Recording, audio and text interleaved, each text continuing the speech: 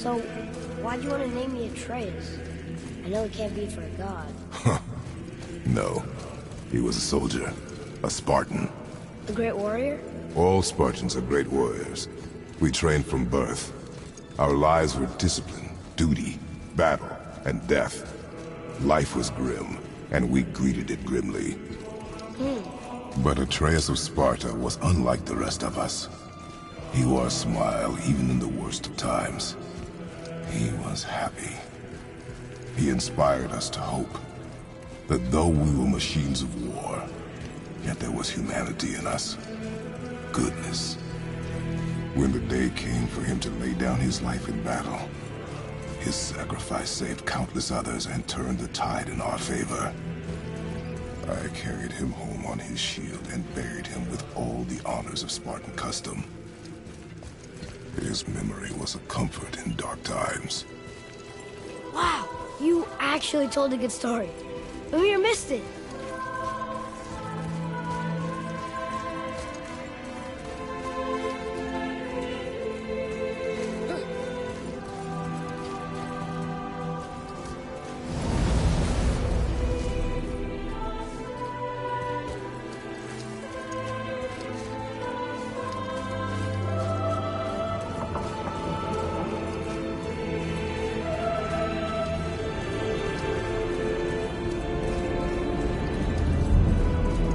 I understand if you want to go home, but I bet there are still some corrupted Valkyries out there that could be set free.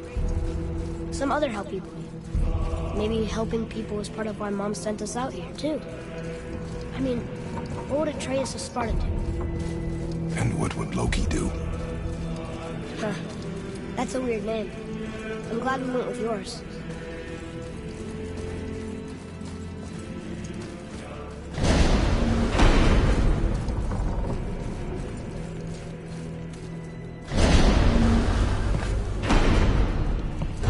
Lads, am I glad to see you. I believe I've reached my limit for dwarven charm. What happened, Mimir? They took an uncomfortable number of measurements and then proceeded to bicker about the weather. Where do you want us to take you? How about the warm confines of anywhere bloody else?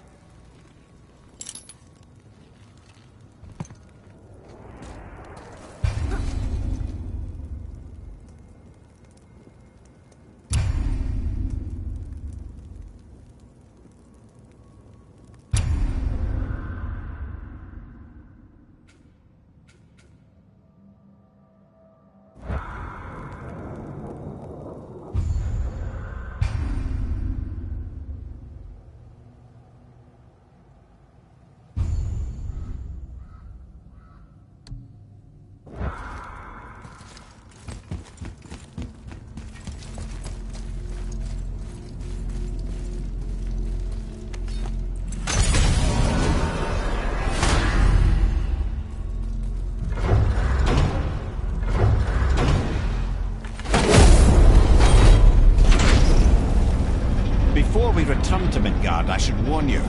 More time has passed than you might realize. The snowball that began when you slew Baldur has become something else. The stuff Of winter. not just any winter, but a great winter to span 3 summers. And when it's done, Ragnarok begins. Ragnarok is snow. Aye, snow. Lots more snow. And then the end of the bloody world. In that approximate order. Another prophecy. No, brother. Prophecy doesn't expect this for 100 more winters at least. Changed something. Prophecy didn't count on you. I'm telling you, it's Fimbulwinter. I can feel it in my scrote. This is the big one. Stop saying that. Oh, you're making me very nervous. It was bound to snow sooner or later. That ain't just snow, and you know it. It's the end times. How dare you make me the voice of reason? Guys? Just discussing the weather. Bit of a cold snap lately. What he means is, Fimbulwinter's upon us, boys. The winter to end all winters. I can feel it in my scrote. Yeah. We heard. So, if you're heading home, try to keep moving, and also to not die. Or if you're not heading home, same advice. ! ！ ! ！ ! ！ ! ！ ! ！ ! ！ ! ！ ! ！ ! ！ ! ！ ! ！ ! ！ ! ！ ! ！ ! ！ ! ！ ! ！ ! ！ ! ！ ! ！ ! ！ ! ！ !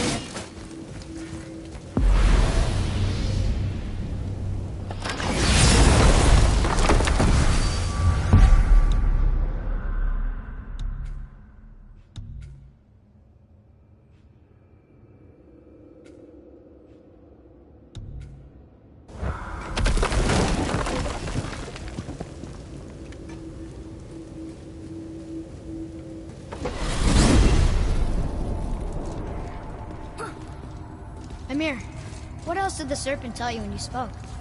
Kinda sounded important. I'm sure it's nothing. He just said the boy seemed familiar to him. Me? That's impossible. Oh, I quite agree.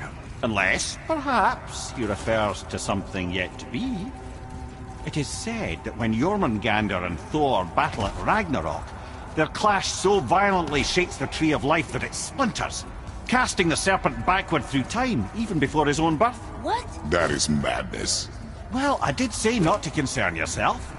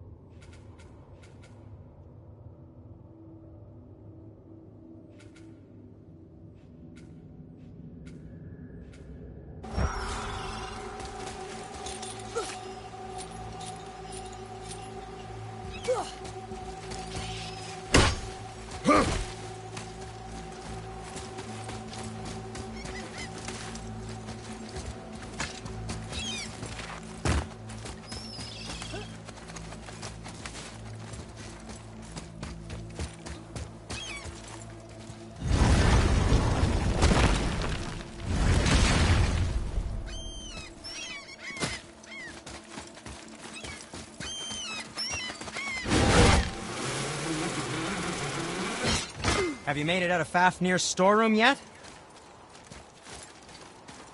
I didn't think we'd see you out here, since you and Brock got back together.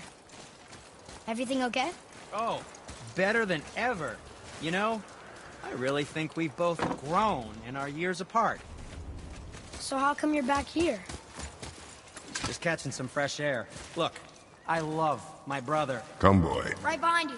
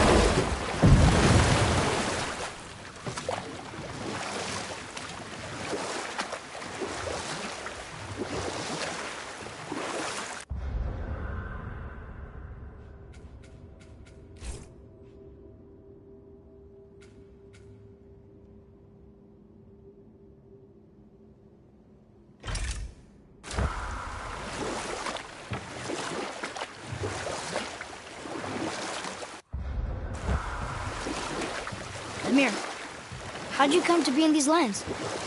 Lad, there comes a time in every man's life when he changes his name and heads north to make a new start. You live long enough to do this many times over, you might end up as far north as this place. By the time I arrived, I already knew Odin by his reputation, and so I set to demonstrate my worth by coming to him with something I knew he'd value. A mystic well of knowledge. Or rather, I should say, a well of water laced with enough mystic mushrooms to make a god see visions. Oh, he was rightly impressed. Can't say for sure what he saw that led him to try gouging out his own eyes, but I managed to restrain him before he finished the job. Then I persuaded him it has been his sacrifice made for an even higher form of sight to be bestowed. Blah, de blah, de blah, de blah. I used to think he never caught on, but the day he took my